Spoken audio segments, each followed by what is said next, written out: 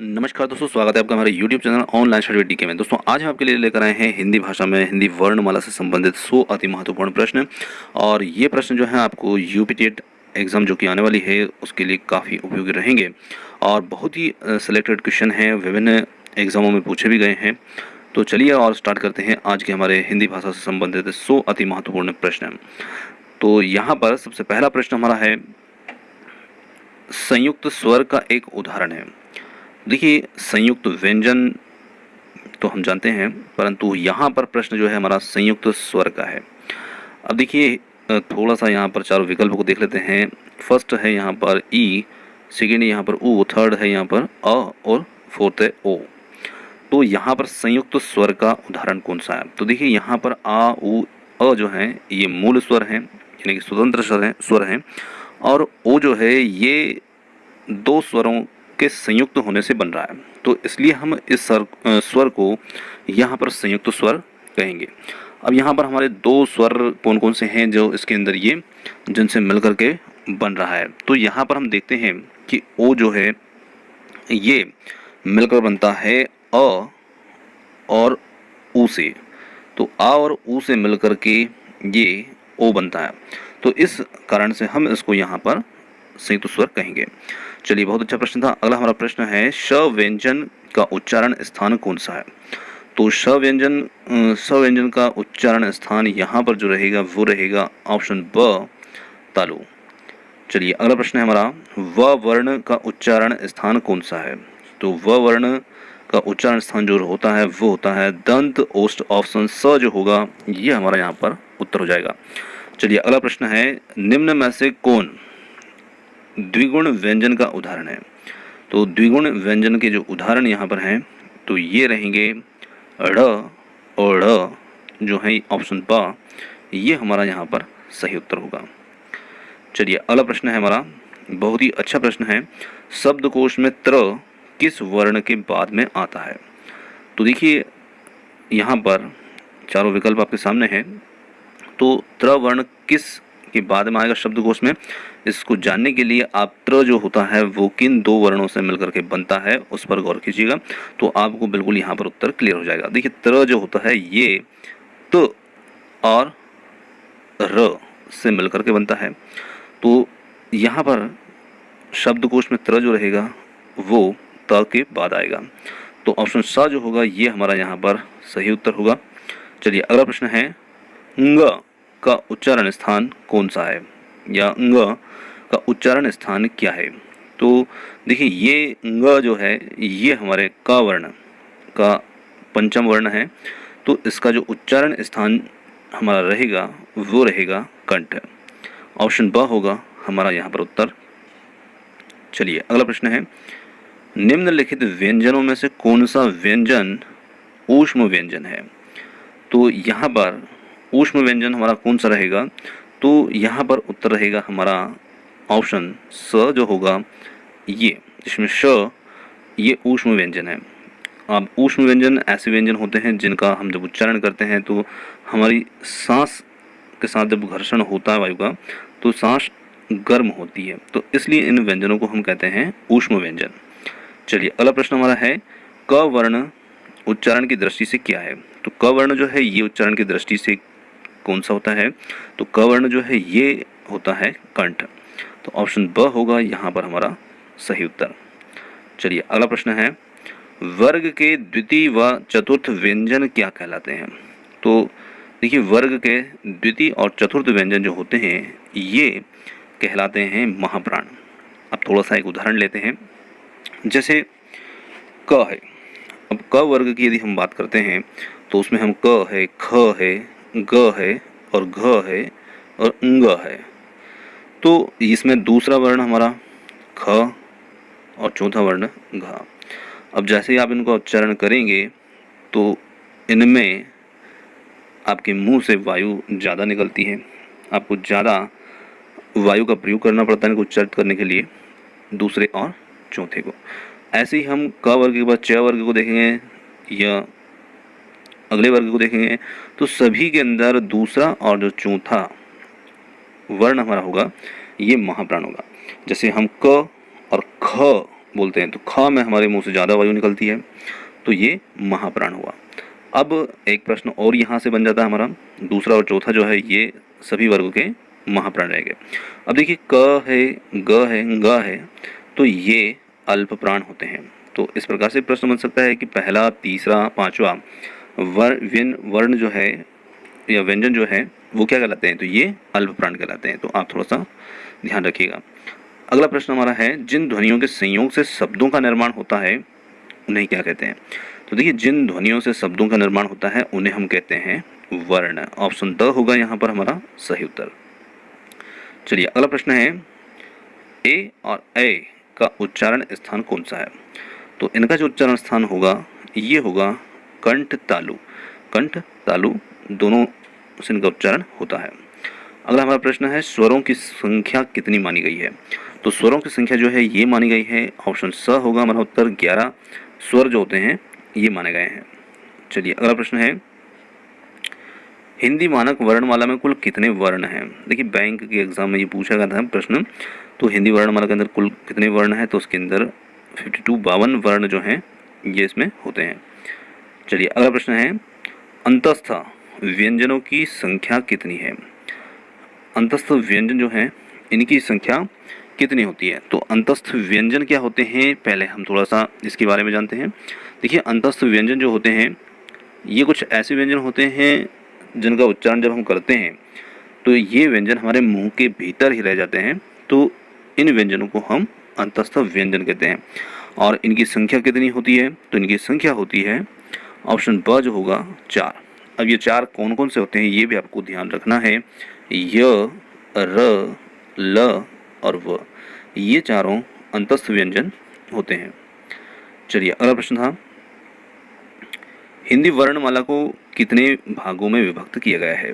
तो हिंदी वर्णमाला जो है उसको 2 भागों में विभक्त किया गया है, स्वर और व्यंजन में। देखिए यहाँ पर हमसे वर्ग नहीं पूछा गया है कितने वर्ग में, हमसे सिर्फ भाग पूछे हैं। तो स्वर और व्यंजन 2 भाग यहाँ पर हमारे हैं। अगला प्रश्न है, यहाँ पर ग, य, ण और न और म का उच्चारण स्थान क्या होगा। तो इनका जो उच्चारण स्थान होता है ये नासिका के द्वारा उच्चारित होते हैं, तो इनका उच्चारण स्थान नासिका होगा। चलिए अगला प्रश्न है हमारा, हिंदी वर्णमाला में स्पर्श व्यंजनों की संख्या कितनी है।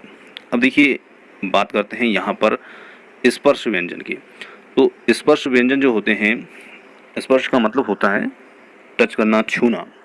तो कुछ ऐसे व्यंजन हैं जिनका हम उच्चारण करते हैं तो उस समय जीभ जो होती है हमारे मुंह के किसी भी भाग को जब स्पर्श करती है, चाहे वो तालु करे, मूर्धा, दांत, होंठ, किसी को भी स्पर्श करती है, तब ऐसे व्यंजनों को हम कहते हैं स्पर्श व्यंजन। और ऐसे व्यंजनों की संख्या कितनी होती है, तो ऐसे व्यंजनों की संख्या जो होती है वो होती है 25। अब आपको थोड़ा सा ये भी ध्यान रखना है कि ऐसे कौन कौन से व्यंजन होते हैं। तो देखिए आप क वर्ग से शुरू करते हैं, तो क वर्ग में क, ख, ग, घ, ङ। च वर्ग से शुरू करते हैं च, छ, ज, झ, ञ। ट वर्ग से शुरू करते हैं ट, ठ, ड, ढ, ण, है ना। इसी प्रकार से त वर्ग से शुरू करते हैं त, थ, द, ध, न।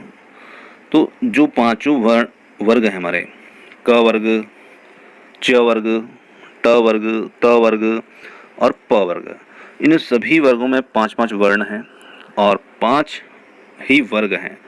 तो 25 ये जो व्यंजन होते हैं ये हमारे स्पर्श व्यंजन कहलाते हैं। तो ये आपको ध्यान रखना है। चलिए अगला हमारा प्रश्न है, क्ष वर्ण है। क्ष वर्ण जो है ये क्या है, स्वर है, व्यंजन है, संयुक्त व्यंजन है या स्पर्श व्यंजन है। तो ये हमारा जो रहेगा ये एक संयुक्त व्यंजन है, क्योंकि संयुक्त व्यंजन जो होता है वो 2 व्यंजनों के योग से बनता है। तो क्ष जो होता है ये बनता है क और क्ष से, इनसे मिलकर के क्ष का निर्माण होता है। तो ये हमारा एक संयुक्त व्यंजन होगा, ऑप्शन स हमारा यहाँ पर सही उत्तर है। चलिए अगला प्रश्न है, श, स, श और स, ह कौन से व्यंजन कहलाते हैं। रेलवे की परीक्षा में ये प्रश्न जो है पूछा गया है। तो ये संघर्षी व्यंजन ये कहलाते हैं। तो ऑप्शन स होगा यहाँ पर हमारा उत्तर। चलिए अगला प्रश्न है हमारा, क, ग, ज और फ ये ध्वनियाँ किसकी है? तो देखिए यहाँ पर जो वर्ण लिखे हैं इनके नीचे एक हल्की सी बिंदी लगी हुई है, आपको उसका थोड़ा सा ध्यान यहाँ पर रखना है। तो ये जो हैं ये फारसी अरबी की ध्वनियाँ हैं ये। तो इनमें जो हमारा क वर्ग है, क वर्ण है, तो ये इसके नीचे यहाँ पर एक छोटी सी डॉट बिंदी लगी हुई है। इसी प्रकार से ग में भी लगी है, ज में भी लगी है और फ में भी लगी है। तो ये अरबी फारसी की है। चलिए अगला प्रश्न है, स्थान के आधार पर बताइए कि मूर्धन्य व्यंजन कौन से हैं? तो यहाँ पर हमें बताना है मूर्धन्य व्यंजन। तो मूर्धन्य व्यंजन जो हैं वो यहाँ पर रहेंगे ड़ और ड़ जो हैं ये मूर्धन्य व्यंजन यहाँ पर रहेंगे। चलिए अगला प्रश्न है, इनमें से संयुक्त व्यंजन कौन सा है? फिर यहाँ पर एक संयुक्त व्यंजन पूछा गया है, उसको हमें बताना है कौन सा है। तो वो रहेगा यहाँ पर ज्ञ जो है ये एक संयुक्त व्यंजन है, और ये ज्ञ जो होता है ये ज और यों के मिलने से बनता है।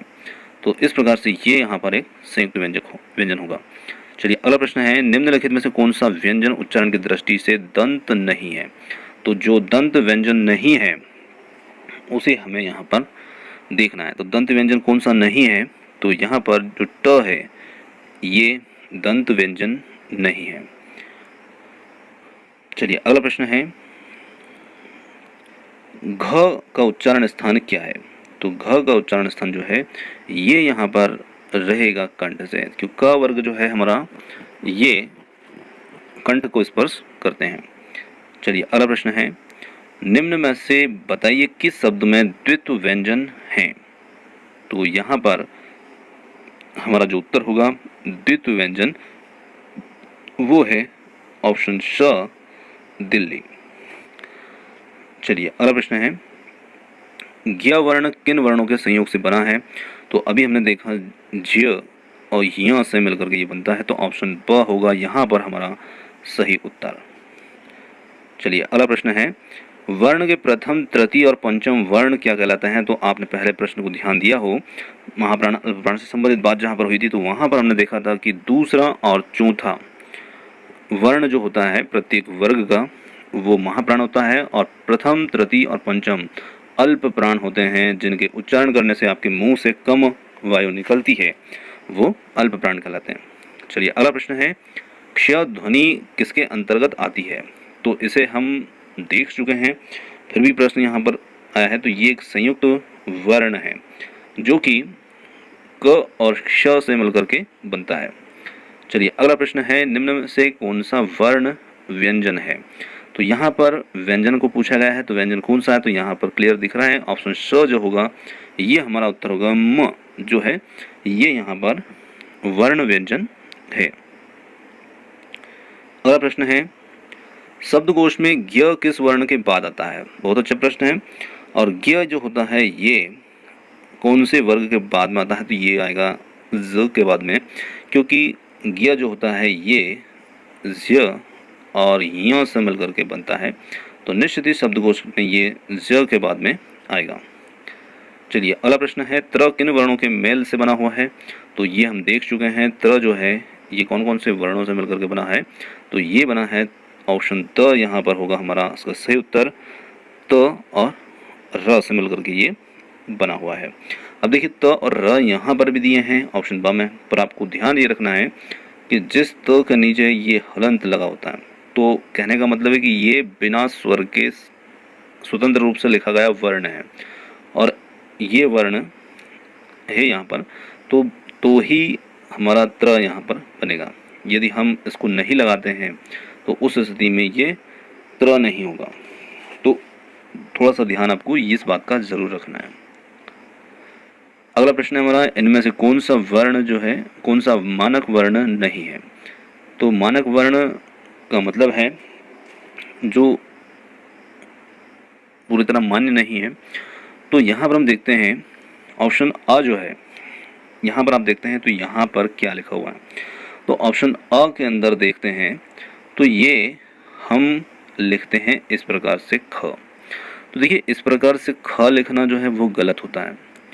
ख लिखने का जो सही तरीका होता है वो होता है कि ये ख मानक है और ये ख अमानक है। तो इस प्रकार से आप यहाँ पर देखते हैं ख एक बार और भी लिखा गया है, तो यहाँ ऑप्शन सा में भी लिखा है, तो ये सही है, ये सही है, ये सही है, पर ऑप्शन अ जो है ये यहाँ पर सही नहीं है, अमानक है। तो हमें अमानक वर्ण को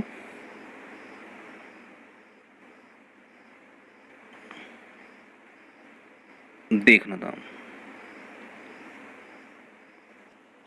चलिए, तो अगला हमारा जो उत्तर हो जाएगा मानक वर्ण जो नहीं है मतलब अमानक है, तो वो है ऑप्शन अ।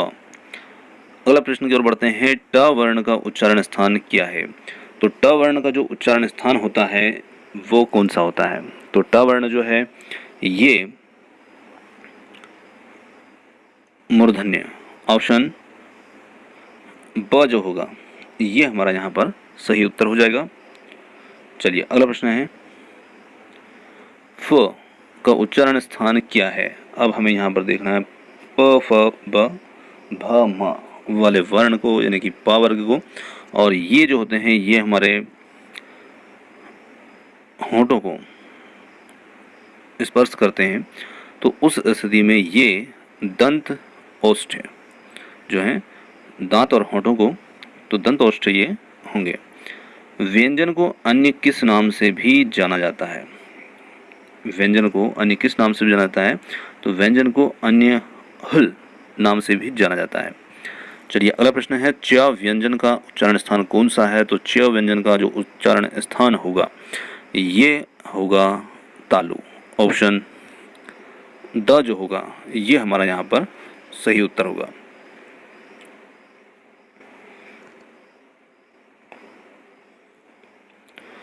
अगला प्रश्न है। मात्रा के आधार पर हिंदी स्वरों के दो भेद हैं और ये दो भेद कौन से हैं? तो यहाँ पर मात्रा के आधार पर हमें इनको देखना है। तो मात्रा के आधार पर हर्ष और दीर्घ स्वर इनको कहा गया है। ऑप्शन अ होगा हमारा यहाँ पर सही उत्तर। निम्न हिंदी स्वरों में से कौन सा दीर्घ स्वर है? तो यहाँ पर हिंदी स्वरों में से कौन सा स्वर यहाँ पर दीर्घ स्वर है? तो क्लियरली आप यहाँ पर उसको पहचान चुके हैं। दीर्घ स्वर वे स्वर होते हैं जिनको उच्चारित करने में ह्रस्व स्वर से दुगना समय लगता है या जिन ज़्यादा समय लगता है, तो उन्हें हम कहते हैं दीर्घ स्वर। तो यहाँ पर जो हमारा उत्तर होगा वो होगा अ जो है ये दीर्घ स्वर है। अगला प्रश्न है। निम्न व्यंजनों में से कौन सा व्यंजन ऊष्म व्यंजन है? तो ऊष्म व्यंजन जो होगा यहाँ पर स जो है ये ऊष्म व्यंजन है। अगला फिर प्रश्न है। शब्दकोश में क्ष किस वर्ण के बाद में आता है? तो उसी प्रकार से बहुत से वो प्रश्न इस प्रकार के आ चुके हैं पर अलग अलग वर्ण के साथ में। तो हमें देखना है इसकी बनावट को, कौन कौन से ये वर्णों से मिलकर के यहाँ पर बना है। तो यहाँ पर हमारा उत्तर होगा ऑप्शन ब क, क्योंकि क्ष जो है ये क और श से मिलकर के बना होता है। अगला प्रश्न हमारा है। प वर्ग का उच्चारण मुंह के किस भाग से होता है? तो प का जो उच्चारण स्थान होगा वो होगा ओष्ठ से। तो ये ओष्ठ मतलब होंठ। अगला प्रश्न है हमारा। य व्यंजन का उच्चारण मुंह के किस भाग से होता है? तो इसका उच्चारण जो होता है ये होता है तालु से। फिर आगे बढ़ते हैं। श श स ह व्यंजन कहलाते हैं। तो ये व्यंजन प्रश्न जो है ये रिपीट हो चुका है, पहले भी देख चुके हैं। ऊष्म व्यंजन ये कहलाते हैं। चलिए अगला प्रश्न है। यर अलावा को व्यंजन कहते हैं, यह भी हम समझ चुके हैं। इन्हें हम अंतस्थ व्यंजन कहते हैं। तो ऑप्शन अ होगा यहाँ पर हमारा सही उत्तर। अगला प्रश्न है। च क्ष ज झ व्यंजन के उच्चारण को मुखांगों के व्यवहार के आधार पर क्या नाम दिया है? तो कहने का मतलब है च छ ज झ य को हमें देखना है तो इन्हें क्या नाम दिया गया है? तो इन्हें नाम दिया गया है तालव्य। ऑप्शन अ जो होगा ये हमारा यहाँ पर सही उत्तर होगा, क्योंकि ये तालु को स्पर्श करते हैं। फिर प्रश्न जो है अध्यापक भर्ती परीक्षा में पूछा गया प्रश्न है। क्ष कौन कौन से वर्णों के योग से बनता है? तो आपको ध्यान रखना है। देखिए यहाँ पर ऑप्शन अ होगा यहाँ पर हमारा इसका सही उत्तर। अगला प्रश्न है। ज व्यंजन उच्चारण की दृष्टि से क्या है? तो ये व्यंजन उच्चारण की दृष्टि से रहेगा ऑप्शन त तालु, क्योंकि जो हमारा च छ ज झ य च वर्ग है वो तालव्य होते हैं। अगला प्रश्न है, इनमें से कौन सा व्यंजन घोष है? तो घोष व्यंजन को यहाँ पर हमें देखना है। तो घोष व्यंजन जो होगा ये होगा न।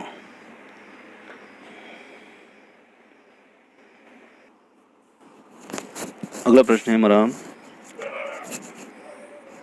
इनमें से कौन सा व्यंजन उच्चारण की दृष्टि से मूर्धन्य है? तो यहाँ पर हमें मूर्धन्य को देखना है। तो मूर्धन्य जो होगा वो यहाँ पर होगा ड़, जो है ये यहाँ पर मूर्धन्य रहेंगे। चलिए अगला प्रश्न है, क से म तक व्यंजनों को कहा जाता है? तो बहुत अच्छा प्रश्न है।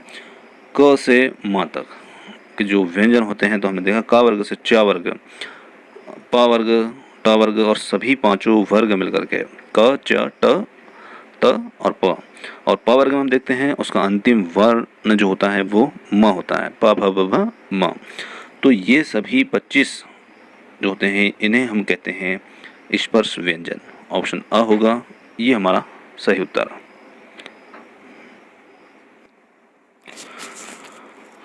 अगला प्रश्न हमारा है, निम्नलिखित में से कौन सा वर्ग मूर्धन्य व्यंजन है? तो मूर्धन्य व्यंजन जो रहेगा यहाँ पर हमारा उत्तर होगा ऑप्शन स, जो है ट वर्ग।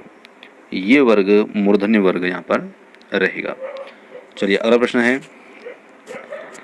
निम्नलिखित वर्गों में से कौन सा संयुक्त व्यंजन वर्ण है? तो यहाँ पर संयुक्त वर्ण व्यंजन जो होगा ये होगा ऑप्शन स, जिसमें क्ष, त्र और ज्ञ आ रहे हैं, ये हमारे संयुक्त वर्ण व्यंजन। अगला प्रश्न हमारा है, निम्न में से कौन सा व्यंजन पार्श्विक व्यंजन है? तो यहाँ पर हमारा उत्तर होगा ऑप्शन ब, जो ल है ये एक यहाँ पर पार्श्विक व्यंजन रहेगा। अगला प्रश्न है, निम्नलिखित में से कौन सा में व ध्वनि का उच्चारण स्थान कौन सा है? तो व ध्वनि जो होती है ये कहाँ से उच्चारित होती है? तो ये होती है दंतोष्ठ से। ऑप्शन द होगा यहाँ पर हमारा उत्तर। हिंदी वर्णमाला में व्यंजनों की संख्या कितनी है? तो यहाँ पर वर्णमाला में पूरे वर्ण नहीं पूछे गए हैं, सिर्फ यहाँ पर हमसे व्यंजन पूछे गए हैं। तो कुल व्यंजनों की जो संख्या है वो कितनी है ये हमें बताना है। तो यहाँ पर हमारा उत्तर जो रहेगा वो रहेगा ऑप्शन श, 33 वर्ण जो व्यंजन जो होते हैं ये इनकी संख्या होती है। अगला प्रश्न है, वर्णमाला कहा जाता है? तो वर्णमाला किसको कहा जाता है?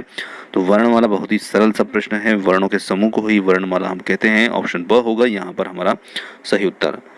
निम्न में से अर्ध स्वर हैं, तो अर्ध स्वर यहाँ पर कौन कौन से हैं ये हमें इसमें देखना है। तो अर्ध स्वर जो होते हैं ये होते हैं य, र और व अर्ध स्वर होते हैं। तो ऑप्शन स जो होगा ये हमारा यहाँ पर इसका उत्तर होगा। अगला प्रश्न है, निम्नांकित में से नवीन विकसित ध्वनियाँ कौन सी है? तो जो नवीन विकसित ध्वनियाँ हैं वो देखना है हमें। तो देखिए यहाँ पर ऑप्शन अ जो है जिसमें ख और ग लिखा है, कहने का मतलब है यहाँ पर जो ख हम लिख रहे हैं उसके नीचे डॉट बिंदी है, डॉट लगा हुआ है। तो ये कुछ नवीन विकसित ध्वनियाँ हैं इस प्रकार से। चलिए अगला प्रश्न है, जिन शब्दों के अंत में अ आता है उन्हें हम क्या कहते हैं?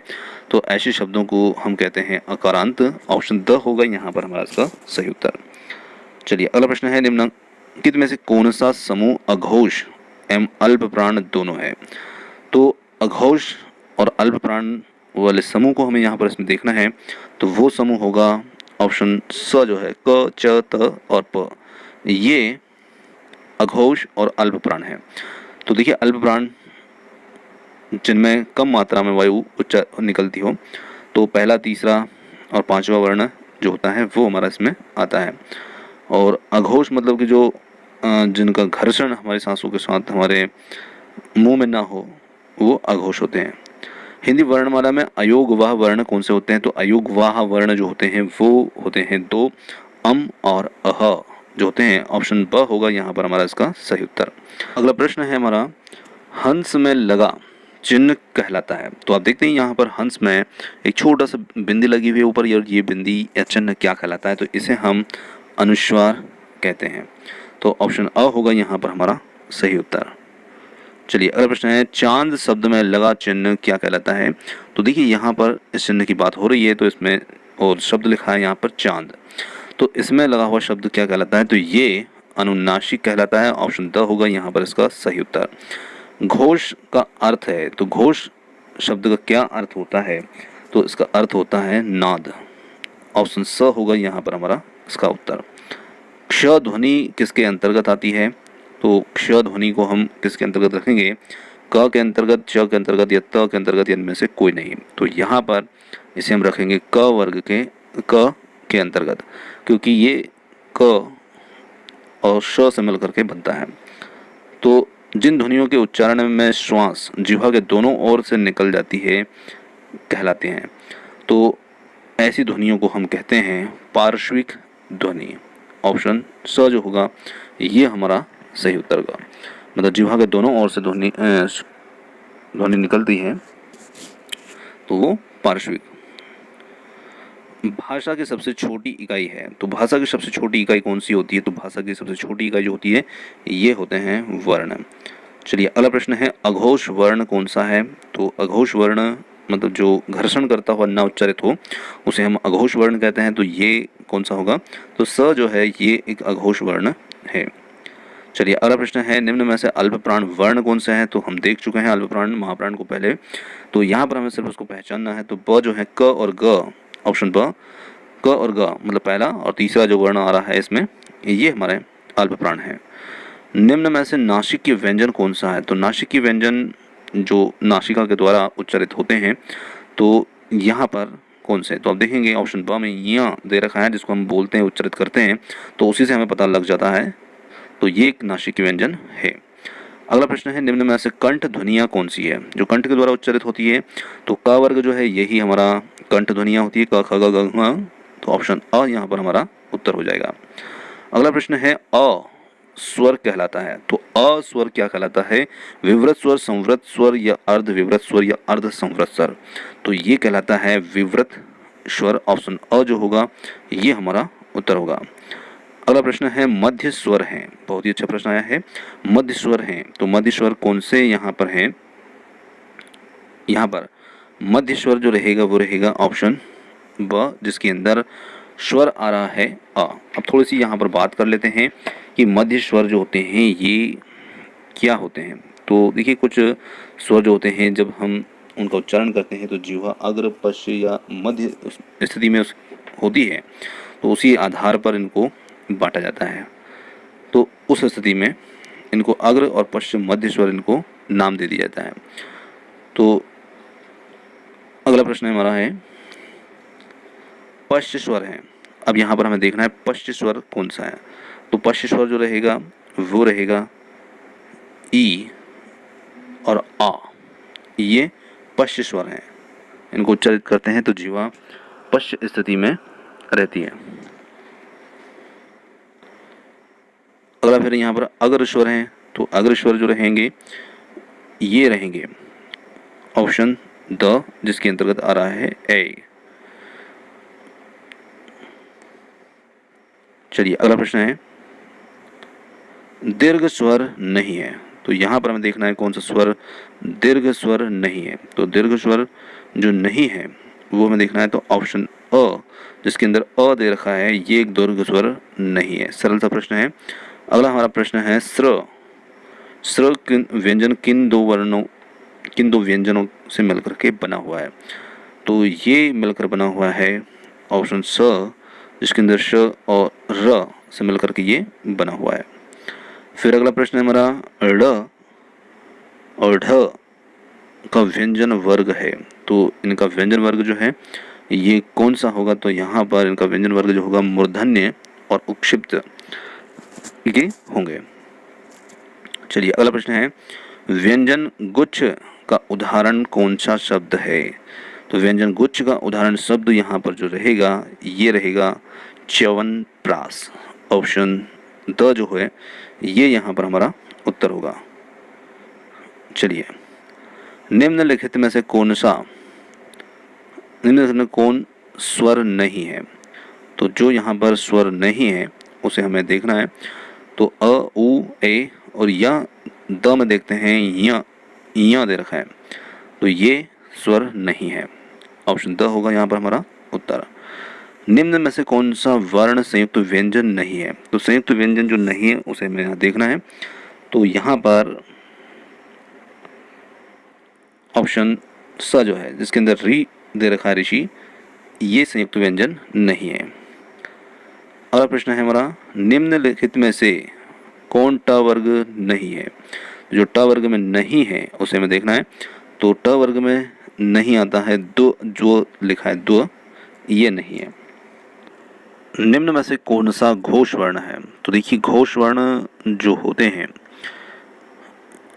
ये हमारा जो स्वर रज्जु तंतु जो होता है, जिन वर्णों को बोलने में, उच्चारण करने में उसमें कंपन होता है, तो उन्हें हम घोष वर्ण कहते हैं। और जब कंपन नहीं होता है उसमें, तो हम उन्हें अघोष वर्ण कहते हैं।